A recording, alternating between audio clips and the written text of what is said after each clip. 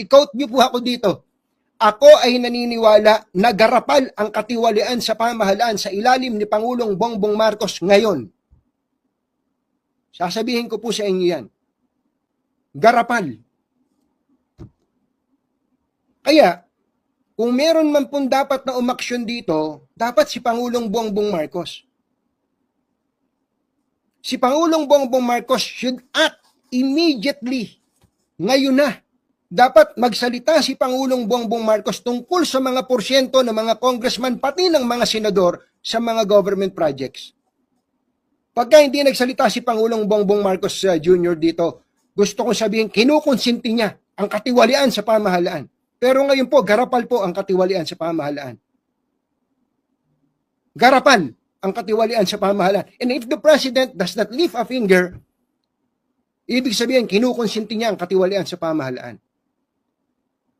Yan po yung sinasabi natin.